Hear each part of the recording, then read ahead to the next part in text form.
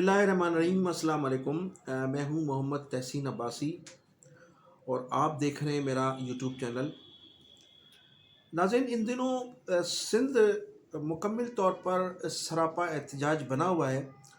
और सिंध क्यों सरापा एहतजाज बना हुआ है, उसकी बुनियादी वजह यह है कि एक तो 1,90,000 एकड़ ज़मीन दिए जाने की जो ख़बरें हैं मुख्तलिफ हलकों को दी जा रही हैं, और फिर दरिया सिंध पर जो 6 कैनाल्स बनाई जा रही हैं ग्रीन पाकिस्तान के नाम पर, उस पर सिंध के लोगों को बड़े तहफ़्फ़ुज़ात हासिल हैं। और इसी किस्म के तहफ़्फ़ुज़ात जनरल ज़िया के दौर में भी थे, जब काला बाग डैम बनाए जाने की बाज़गश्त थी, या पन्नो अकिल बनाए जाने की ख़बरें थी, या फिर एक लिंक्स कैनाल भावलपुर के करीब निकाले जाने की ख़बरें वायरल हो रही थी। तो उस वक्त पाकिस्तान पीपल्स पार्टी और सिंध के कॉम्प्रेस तमाम लोग मिलकर इन इन तहफ़्फ़ुज़ात के बाद सरापा एहतजाज बने हुए थे। इस एहतजाज के बावजूद भी पन्नो अकिल छावनी तो बना दी गई, लेकिन काला बाग डैम जो था वो रोक दिया गया, इसलिए कि उस काला बाग डैम के तामीर से न सिर्फ सिंध को तहफ़्फ़ुज़ात थे, बल्कि खैबर पख्तूनख्वा की आवाम को भी तहफ़्फ़ुज़ात हासिल थे। इन दिनों पाकिस्तान पीपल्स पार्टी की चौथी हुकूमत है सिंध में, और माजी के मुकाबले में एक मरतबा फिर माजी में तो एक कैनाल बनाई जा रही थी, काला बाग डैम बनाया जा रहा था, लेकिन आज हमारे मुख्तदर हलकों को ग्रीन पाकिस्तान के नाम पर 1,90,000 एकड़ ज़मीन दे दी गई है, जो कीमती ज़मीन बताई जाती है। इसके अलावा 6 कैनाल्स दरिया सिंध पर निकाले जाने की भी ख़बरें हैं, उस पर भी पूरा सिंध सरापा एहतजाज बना हुआ है।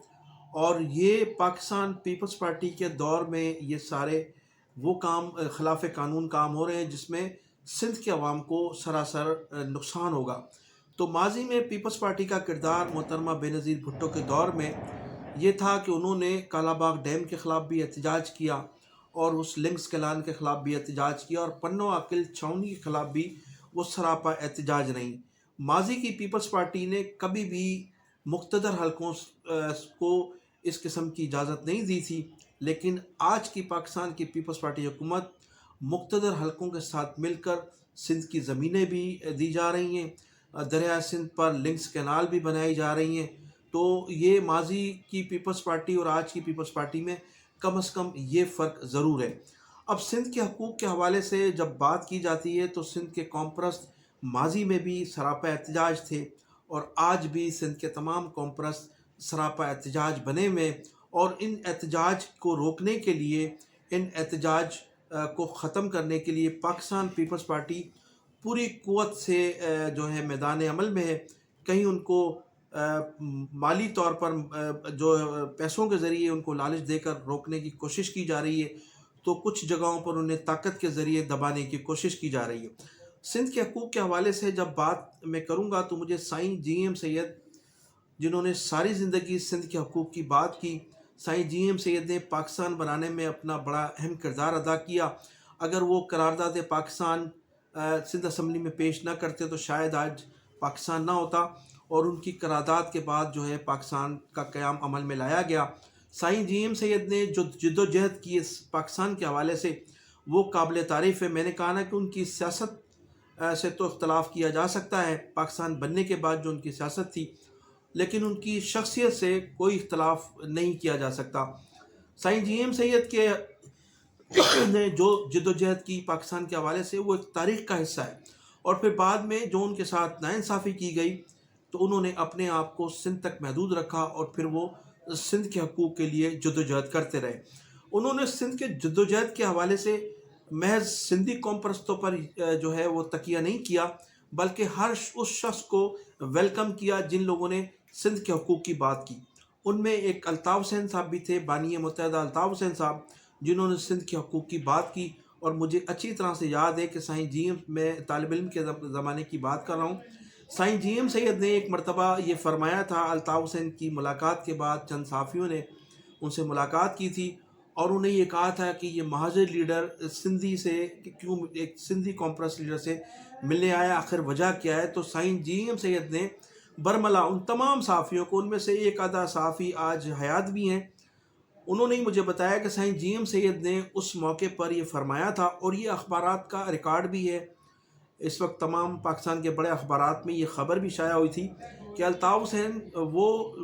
حسین صاحب میں مجھے وہ خوبیاں نظر آ رہی ہیں کہ مستقبل میں الطاف حسین نہ صرف سندھ کا مقدمہ لڑیں گے، بلکہ سندھیوں اور مہاجروں کے درمیان جو خلیج ہے اس کا بھی خاتمہ کرنے میں بڑا اہم کردار ادا کریں گے۔ تو الطاف حسین صاحب کے لیے آج مجھے ایک صحافی سے گفتگو ہوئی تھی جنہوں نے یہ ذکر کیا، اور ذکر بھی اس موقع پر کیا جب سندھ جو ہے پورا سراپا احتجاج بنا ہوا ہے، لنکس کینال نکالی جا رہی ہیں اور سندھ میں جو زمینیں دی گئی ہیں اس کے حوالے سے۔ تو آج میرے ایک سینئر صحافی تھے، انہوں نے مجھے بتایا کہ سائن جی ایم سید نے الطاف حسین سے ملنے کے بعد یہ اپنے کمنٹس دیے تھے، جو پاکستان کے تمام اخبارات کا ایک ریکارڈ ہے، اور تمام اس زمانے میں پاکستان کے تمام اخبارات میں یہ خبر جو ہے شیر سرخی سے شائع کی گئی۔ ناظرین، جہاں میں نے ابھی سندھ کے حوالے سے ذکر کیا، وہاں لنکس کینالز بنائی جا رہی ہیں، اور 1,90,000 ایکڑ زمین بھی ہمارے مقتدر حلقوں کو گرین پاکستان کے نام پہ دی جا رہی ہے۔ تو دوسری جانب شہری حلقوں میں وزیر اعلیٰ سندھ کے لیے بھی تحفظات ہیں۔ کچھ خبریں تھیں کہ وزیر اعلیٰ سندھ کو تبدیل کیا جا رہا ہے، تو کچھ جو ہمارے تاجر تھے وہ کسی حد تک مطمئن ہوئے تھے کہ جو سسٹم گزشتہ کئی سالوں سے جاری ہے، اس سسٹم کو رن کرنے میں وزیر اعلیٰ کا بڑا اہم کردار ہے، اور وہ اس سسٹم کے سرپرست اعلیٰ بنے ہوئے ہیں۔ موجودہ chief of the army staff Syed Asim Munir صاحب سے کراچی کے تاجروں کی گزشتہ 1.5 سال کے درمیان 3 ملاقاتیں ہوئی ہیں، اور ان 3 ملاقاتوں میں تمام تاجروں نے اپنے تحفظات کا اظہار کیا۔ 3 ملاقاتوں میں chief of the army staff نے ان سے وعدہ کیا کہ آپ کے تمام تحفظات دور کیے جائیں گے، آپ سرمایہ کاری کریں پاکستان کی ترقی و خوشحالی کے لیے، آپ ہم سے جو ہو سکے گا ہم آپ کے ساتھ تعاون کریں گے۔ اور یہ وہ تحفظات تھے جو chief of the army staff نے وعدے کیے، احکامات بھی صادر فرمائے، لیکن ان پر عمل نہیں ہو سکا۔ اب عمل کیوں نہیں ہو سکا؟ وجہ یہ تھی کہ پاکستان پیپلز پارٹی کو سیاسی طور پر ساتھ لے کر چلنا ہے، ہماری اسٹیبلشمنٹ نے، یہ ان کی مجبوری تھی، اور وہ جو تحفظات تھے وہ پاکستان پیپلز پارٹی کے حوالے سے تحفظات رہے، اس لیے کہ جو سسٹم چل رہا ہے اس سسٹم کے جو کرتا دھرتا ہیں ان کو ہمارے بادشاہ سلامت جناب صدر مملکت عزت مآب آصف علی زرداری صاحب کی بھرپور حمایت حاصل رہی ہے، اور آج بھی انہیں حمایت حاصل ہے۔ جب تیسری ملاقات ہوئی تو سید عاصم منیر صاحب نے یہ سختی سے احکامات صادر فرمائے تھے۔ جب کچھ اس پر عمل درآمد شروع ہوا تو جو سسٹم کے سربراہ تھے، جن کے لیے کہا جاتا ہے کہ علی حسن بروئی، وہ ایوان صدر میں جا کر انہوں نے پناہ لی، اور پھر اس سسٹم کے جو کارندے تھے وہ کچھ تو ملک سے فرار ہو گئے تھے اور کچھ لوگ روپوش ہو گئے تھے۔ اچھا، اس سے قبل جب دوسری ملاقات تھی chief of the army staff سے سید عاصم منیر صاحب سے، تو اس وقت بھی اسی قسم کے احکامات صادر فرمائے گئے تھے chief of the army staff کی جانب سے، اور پھر ایک 72 لوگوں کی لسٹ بنائی گئی تھی۔ اس لسٹ میں بھی یہی لوگ شامل تھے جو تیسری ملاقات میں جن لوگوں کا تاجروں نے ذکر کیا تھا۔ اس وقت chief of the army staff کے احکامات کے بعد کور کمانڈر سندھ نے وزیر اعلیٰ سندھ کو وہ لسٹ فراہم کی تھی کہ ان لوگوں کو فی الفور گرفتار کیا جائے، اس لیے کہ یہ مبینہ طور پر سرکاری اور غیر سرکاری زمینوں پر قبضے، اغوا براہ تاوان اور سندھ میں بدامنی پیدا کرنے میں ان کا بڑا کردار رہا ہے، اور تاجروں کے تحفظات تھے ہمارے آرمی اسٹاف صاحب سے، تو ان کا یہ حکم ہے ان لوگوں کو فی الفور گرفتار کیا جائے۔ اس وقت بھی وزیر اعلیٰ سندھ نے ان کو فیسلیٹیٹ کیا تھا اور ملک سے بھاگنے میں ان کی مدد کی تھی۔ تو دوسری مرتبہ بھی یہی ہوا، اور اب آہستہ آہستہ جب یہ ڈنڈا اٹھایا گیا تھا تو فوری طور پر لوگ روپوش ہو گئے تھے، لیکن اب دوبارہ یہ لوگ واپس آ گئے ہیں اور پھر وہی سلسلہ شروع ہو گیا ہے۔ تو سیاسی کچھ مجبوریاں بھی ہوں گی جس کی وجہ سے یہ کھلی چھوٹ دی گئی ہے، اور کراچی کے جو تاجر ہیں ان کو آج بھی وہی تحفظات حاصل ہیں جو ماضی میں تھے۔ اب ایک ملیر ایکسپریس وے کا افتتاح کیا جا رہا تھا، اس موقع پر تو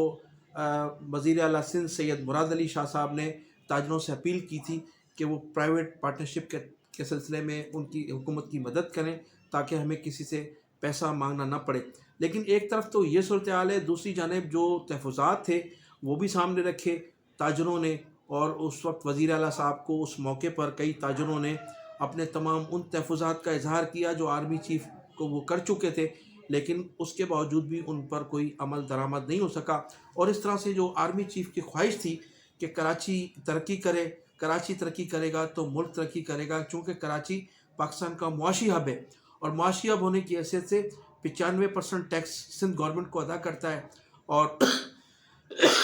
70% ٹیکس کراچی مرکز کو ادا کرتا ہے. اور پاکستان کا جو بجٹ ہے، ایک بجٹ کا ایک بھاری رقم جو ہے وہ کراچی سے ادا کی جاتی ہے. تو وہ ان پر عمل درآمد نہیں ہو سکا. اور پھر مراد علی شاہ صاحب نے جس طرح سے تاجروں سے اپیل کی تھی، وہ اپیل کے باوجود بھی بعد بھی تاجروں نے ملاقات کی، لیکن اس پر پھر عمل نہیں ہو سکا. تو اس وقت صورتحال یہ ہے کہ سندھ میں جو سسٹم چل رہا ہے، جس کو کچھ چند دنوں کے لیے تو روک دیا گیا تھا، لیکن اب سسٹم جو ہے دوبارہ بحال ہو گیا ہے، اور تاجر جو ہیں ایک مرتبہ پھر تاجروں کو وہی تحفظات ہیں جو 3 مرتبہ آرمی چیف صاحب سے ملاقات کے بعد انہوں نے ان سے کیے تھے، وہ آج تک بھی موجود ہیں. تو اب میں ذکر کروں گا ناظرین، متحدہ قومی موومنٹ کے general secretary doctor Imran Farooq, جنہیں چند سال قبل لندن میں شہید کر دیا گیا تھا، وہ آخر تک، شہادت تک بانی متحدہ الطاف حسین صاحب کے بھی ساتھ مخلص رہے، اور پوری قوم کے ساتھ بھی مخلص تھے. انہوں نے بھی متعدد بار سندھ کے حوالے سے بڑی جدوجہد کی، اور بڑے ان کی طویل جدوجہد ہے سندھ کے حوالے سے بھی. ان کی والدہ ماجدہ رئیسہ فاروق صاحبہ کا گزشتہ روز انتقال ہو گیا ہے، اور اب جب میں ویڈیو ریکارڈ کر رہا ہوں تو ان کی تدفین بھی ہو چکی ہے. ان کی وفات پر بانی متحدہ الطاف حسین صاحب اور پوری رابطہ کمیٹی نے ان کے اہل خانہ سے تعزیت کا اظہار بھی کیا ہے، اور ان کے لیے دعائے مغفرت بھی کی ہے. تو ناظرین، میں انہی الفاظ کے ساتھ آپ سے اجازت چاہوں گا کہ آپ میرے چینل کو سبسکرائب بھی کیجیے گا، کمنٹ سیکشن میں جا کر اپنی قیمتی رائے کا اظہار بھی ضرور کیجیے گا. پاکستان زندہ باد، پاکستان پائندہ.